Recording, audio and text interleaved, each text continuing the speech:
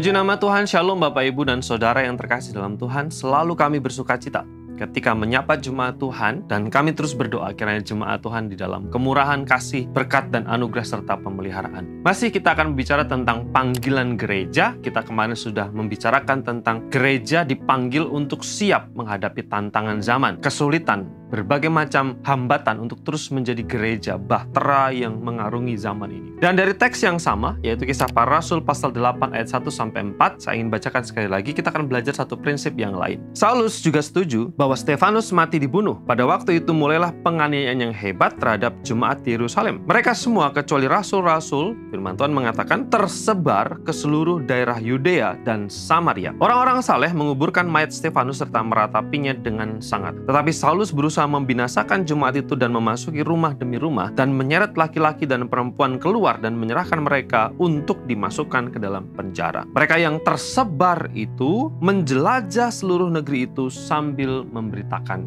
Injil. Jemaat mula-mula, jemaat di Yerusalem pada waktu itu mengalami penganiayaan, persekusi, ada yang ditangkap, bahkan ada dimasukkan ke dalam penjara, dan juga kita membaca tadi Stefanus mati, martir di rajam batu. Gereja harus siap menghadapi tantangan-tantangan zaman, tetapi yang kedua, kalau kita bicara tentang panggilan gereja, gereja harus siap untuk menyebar. Bukan hanya menyebar, gereja juga harus siap tersebar. Dalam istilah ini saya menggunakan kata menyebar dalam artian gereja memang memutuskan untuk menyebarkan diri, tapi kadangkala gereja juga mendapatkan pengalaman dan juga faktor-faktor di luar yang memaksa gereja itu tersebar keluar, seperti yang dialami oleh jemaat mula-mula. Kita tadi membaca bahwa gereja pada waktu itu hanya berpusat di Yerusalem bersama dengan para rasul. Tetapi ketika ada penganiayaan yang datang, mereka harus menyebar, bahkan tersebar, terserak ke berbagai tempat. Teks tadi mengatakan bahwa mereka sampai ke Yudea,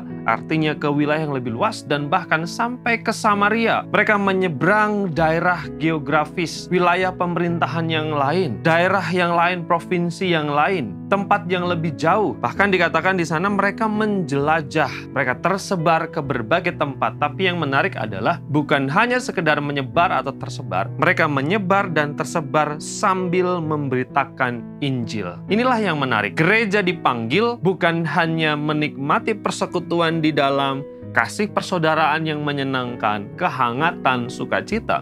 Tapi gereja juga harus tersebar, menyebar, keluar. Jadi gereja juga dipanggil untuk menjadi gereja di luar gereja. Kalau kita bicara tentang gereja, tentu saja kita selalu ingat bahwa gereja bukan hanya organisasi atau gedung. Gereja adalah kita. Kita harus menguatkan diri di dalam menikmati kasih, pemeliharaan, persekutuan, saling menopang. Tetapi satu panggilan yang tidak boleh dilupa, kita tidak boleh terpesona dan juga terbuai dengan kenyamanan di dalam. Kita juga dipanggil untuk keluar. Kita dipanggil juga untuk menjadi saksi di tengah-tengah dunia. Kita dipanggil untuk menjadi garam, untuk menggarami dunia kita. Kita dipanggil untuk menjadi terang, untuk menerangi dunia kita yang gelap. Jangan menjadi garam yang tertumpuk di gudang, tapi kita dipanggil untuk menggarami dunia kita. Jangan menjadi terang di tempat yang terang, tapi kita dipanggil untuk menjadi terang di tengah-tengah kegelapan. Kita dipanggil untuk menyebar. Kita dipanggil untuk tersebar. Jadilah gereja yang menyebar di sekolah, membawa terang, membawa kesaksian. Jadilah gereja yang menyebar di kampus, yang membawa terang, membawa kesaksian. Jadilah terang,